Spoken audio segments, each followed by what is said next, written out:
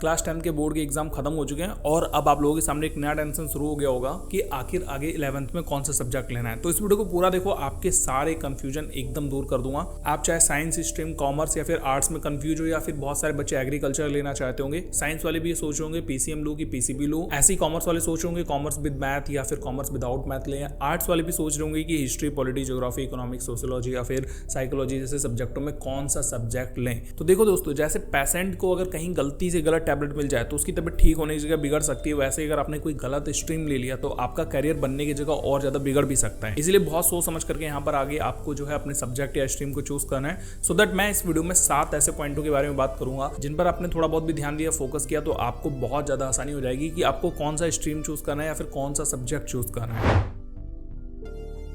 सबसे पहला पॉइंट है आइडेंटिफाई योर इंटरेस्ट। देखो, अपने पसंद के सब्जेक्ट को पता करने के लिए आप एक पेपर लो, पेन लो और उस पर सारे सब्जेक्ट लिखो जो आपने क्लास 10 में पढ़े थे, और उसमें से वो सब्जेक्ट को गोला कर लो जो जो आपको बहुत ज़्यादा पढ़ना पसंद है। ऐसे सब्जेक्ट जो बहुत ज़्यादा अच्छे लगते हैं पढ़ने, जिनको पढ़ते समय आप बोर नहीं होते, जिनको आप अकेले भी पढ़ सकते हो, जो आपको अभी भी याद है, जो आपने पढ़ रखे हैं, उनको बार बार दोहराने की भी जरूरत नहीं पड़ती, और जिनको बिना टीचर की मदद से भी आप थोड़ा बहुत समझ सकते हो, ऐसे सब्जेक्टों को आप गोला कर लो और आपको फाइनली पता चल जाएगा कि आपका जो इंटरेस्ट है वो किस में है। आपने अपने सारे पसंद के सब्जेक्ट लिख लिए। अब आपको सेकंड पॉइंट की तरफ बढ़ना है। सेकंड पॉइंट है आपका कंसीडर योर स्ट्रेंथ। देखो, स्ट्रेंथ का मतलब ये है कि आपको अपनी स्ट्रेंथ समझने की कोशिश करनी है। स्ट्रेंथ में आपको 2 टाइप की स्ट्रेंथ देखने को मिलेंगी अपने अंदर, या तो आप एनालिटिकल और लॉजिकल पर्सन होगे, या तो आप मेमोराइजेशन और अंडरस्टैंडिंग पर्सन होगे। देखो, दोनों का मतलब आपको समझाता हूँ। अगर आप एनालिटिकल और लॉजिकल पर्सन हो तो आपको चीज़ों को समझ करके सॉल्व करना पसंद है। जैसे आपने एक टाइप की प्रॉब्लम समझ ली और उसी टाइप की आप जितनी भी चाहे आगे प्रॉब्लम आती है इन फ्यूचर में, आप उसको आसानी से कर लोगे। ठीक है, आप एनालिटिक्स में यानी डाटा के साथ खेलना ज़्यादा पसंद करते हो। इसका मतलब यह है आपको मैथ जैसे सब्जेक्ट, इकोनॉमिक्स जैसे सब्जेक्ट ज़्यादा पसंद आ रहे होंगे। और वहीं पर अगर आप मेमोराइजेशन वाले पर्सन हो तो आपको बायोलॉजी या फिर ऐसे सब्जेक्ट जिनको पढ़ करके लंबे समय तक याद करने की जरूरत पड़ती है, वो सारे सब्जेक्ट पसंद आ रहे होंगे। फाइनली उसी पेपर पे अब आप ये लिख लो कि आपकी स्ट्रेंथ क्या है।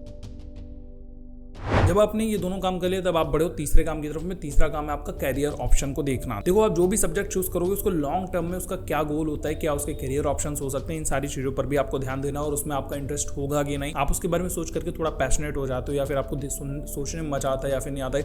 एग्जाम्पल के लिए, अगर आपने पीसीबी चूज कर लिया है तो पीसीबी का जो गोल है वो मेरे ख्याल से आगे जाकर के डॉक्टर बनना ही है। तो अब आप सोचो कि आपको डॉक्टर वाली लाइफ पसंद है या फिर नहीं, आपको डॉक्टरों को देखना पसंद है, उनके काम को देखना पसंद है, वो कैसे काम करते हैं, क्या करते हैं, ये सारी चीजें पसंद आ रही है कि नहीं आ रही। तो इस चीज के बारे में आपको ध्यान से समझना है। जो भी आप सब्जेक्ट लेने वाले हो, हर एक सब्जेक्ट के बारे में आपको जो है उसके लॉन्ग टर्म के गोल्स को आइडेंटिफाई करना पड़ेगा। जैसे कि आप अगर पीसीएम लेते हो तो आप क्या क्या बन सकते हो, एज लाइक इंजीनियर बन सकते हो या फिर आर्किटेक्चर बन सकते हो, पायलट बन सकते हो, और भी बहुत सारे ऑप्शन जो भी हैं। फिर वहीं पर पीसीबी से क्या हो सकता है, कॉमर्स की स्ट्रीम में क्या हो सकता है, कॉमर्स विदाउट मैथ में क्या हो सकता है, कॉमर्स विद मैथ में क्या हो सकता है। तो इन सभी के जो गोल्स हैं उनको आइडेंटिफाई करना आप ही का काम होगा, क्योंकि आपका इंटरेस्ट किस में आ रहा होगा वो आपको पता होगा। एज लाइक अगर कोई पीसीएम लेता है तो उसको इंजीनियर में ज़्यादा मजा आएगा या फिर आर्किटेक्चर में ज़्यादा मजा आएगा, तो वो उसको गोला कर सकता है, पहले लिख लेगा उसके बाद में। देखो, अभी तक आपने जो है अपने पसंद के सब्जेक्ट पता कर लिए, उनके गोल्स पता कर लिए और आपका जो स्ट्रेंथ है वो भी पता कर लिया। अब आप ना इन सबको मिला करके आप करना शुरू करो रिसर्च कि आपका जो पसंद का सब्जेक्ट है उसके क्या क्या गोल्स हो सकते हैं। ठीक है, वो लॉन्ग टर्म में क्या क्या आपको अपॉर्चुनिटीज दे सकता है, किस सब्जेक्ट के थ्रू या किस स्ट्रीम के थ्रू आपके पास में कौन कौन से ऑप्शंस हो सकते हैं। इसमें थोड़ा टाइम लो। ऐसा नहीं है कि बस आपने 1-2 वीडियोस देख ली और आप क्लियर कर लिए, नहीं, आप खुद से रिसर्च करना शुरू करो, गूगल करो, आप जो है इधर उधर लोगों से पूछो। जैसे कुछ लोग हैं पीसीएम वाले, तो उन पीसीएम वाले पर्सन से पूछो कि भाई आगे क्या क्या स्कोप हो सकते हैं। वो सारी चीजें जो आपको पता चलती जाए उनको गोला करते चले जाओ, लिखते चले जाओ, क्योंकि कोई छोटी मोटी चीज नहीं कि आपको जो मिला आपने वो चूज कर लिया। ये है आपके कैरियर का सवाल। सो दैट आपको करना होगा इसमें थोड़ा सा टाइम इन्वेस्ट। पांचवा पॉइंट दोस्तों, आपके पास में फ्लेक्सिबिलिटी का एक ऑप्शन हमेशा से रहेगा। कहने का मतलब ये है, आपने चाहे जो सब्जेक्ट चूज करा हो, चाहे जो स्ट्रीम चूज करी हो, आप उसको लेकर के एकदम ये मत सोच करके बैठ जाना कि हाँ भाई बस अब मेरे पास में यही ऑप्शन है।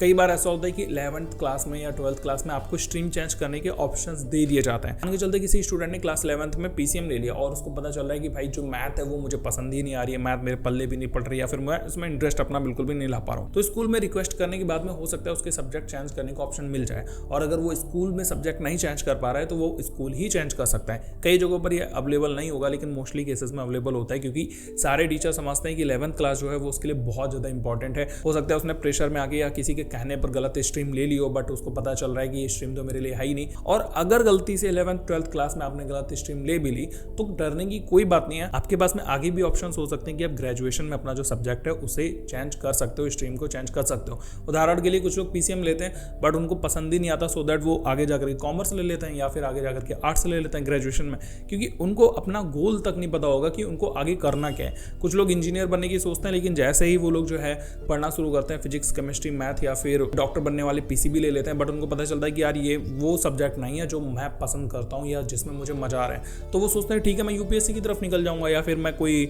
गवर्नमेंट जॉब प्रिपरेशन की तरफ चला जाऊंगा। तो ग्रेजुएशन में जाके वो लोग सब्जेक्ट को चेंज कर देते हैं। सो दैट आपको डरने की बिल्कुल भी जरूरत नहीं है। अगर आप गलती से भी गलत स्ट्रीम में चले गए तो आपको आगे ऑप्शन मिलेगा, लेकिन हाँ भाई वहां पर दिक्कत जरूर होगी क्योंकि आपको सब कुछ चेंज करना पड़ेगा। सो दैट कोशिश ये करो कि 11th क्लास में ही बहुत अच्छे से अपनी मनपसंद की ही स्ट्रीम चूज करना है, ठीक है।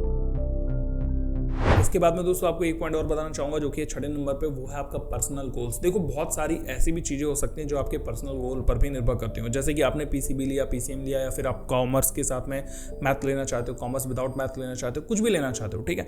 लेकिन आपका अपना गोल क्या कहता है वो भी आपको यहाँ पर थोड़ा बहुत ध्यान देना पड़ेगा, क्योंकि कई बार ऐसा होता है कि फैमिली के प्रेशर में हम लोग कुछ अलग अलग सब्जेक्ट ले लेते हैं। एज लाइक आपने कोटा जाने वाले बहुत सारे बच्चों को देखा होगा, वो वहाँ जाकर के पहुँचते हैं तब उनको पता चलता है कि यार ये तो मेरे लिए है ही नहीं, बस फैमिली प्रेशर के कारण मैं यहाँ पर आ गया। तो इसलिए जब आप उस पेज पर अपने सारे सब्जेक्ट को, सारे स्ट्रीम को लिख रहे हो तो आप सबसे ऊपर अपना एक पर्सनल गोल भी लिख देना कि मेरा ये गोल है, मैं ये बनना चाहता हूँ, इसके लिए मुझे कौन से सब्जेक्ट या कौन सी स्ट्रीम चूज करनी चाहिए, एक बार उस पर भी आपको नजर डालनी है। सातवां सबसे बेस्ट और सबसे ज्यादा इंपॉर्टेंट पॉइंट ये है कि आपको अपने टीचर से कंसल्ट करना चाहिए। कौन से टीचर? जिन्होंने आपको पर्सनली क्लास 10 तक में पढ़ाया है। तो बहुत सारे लोगों के लिए उनके ट्यूशन टीचर होंगे, ऐसे टीचर जो आपको कायदे से जानते हैं, आपके साथ बैठते उठते हैं। ऐसा नहीं कि आप 50 बच्चों में बस एक बच्चे थे जो पीछे बैठते थे और टीचर ने बस आपको केवल फीस के लिए मतलब रखा।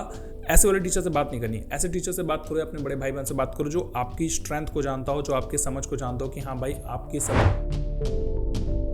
सातवां सबसे बेस्ट और सबसे ज़्यादा इंपॉर्टेंट पॉइंट कि आपको अपने स्ट्रीम को चूज करने के लिए, अपने सब्जेक्ट को चूज करने के लिए किसी की कंसल्टेशन की जरूरत पड़ेगी।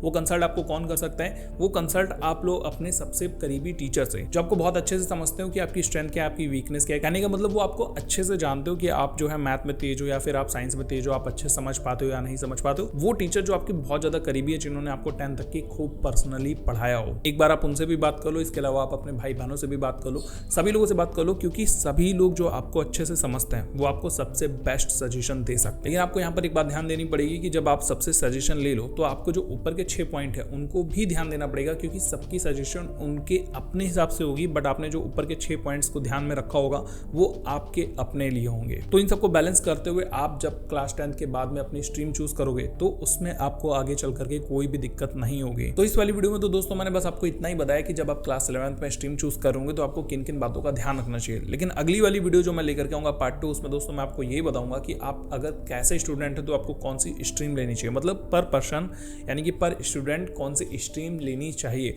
उन सारी बातों पर भी हम लोग बात करेंगे। सो दैट उस वीडियो को भी देखना मत भूलना। उसकी लिंक मैं आपको यहाँ पर ये इधर कहाँ दूंगा, मतलब इधर ही दे दूंगा, ठीक है। ये आई बटन इधर रहता है कि इधर रहता है यार, कैमरे में पता नहीं चलता ना आई बटन किधर रहता है, इधर रहता है। तो जहां पर भी हो उसमें जाकर के देख लो, या डिस्क्रिप्शन में भी लिंक दे दूंगा, तो उसको देखना बिल्कुल भी मत भूलना। होप इस वीडियो से आपको थोड़ी बहुत हेल्प हुई होगी। आपके जो भी सजेशन है वो आप मुझे कमेंट बॉक्स में बताना बिल्कुल भी मत भूलें। मैं मिलता हूँ आपसे अगली वीडियो में, तब तक के लिए गुड बाय, टेक केयर।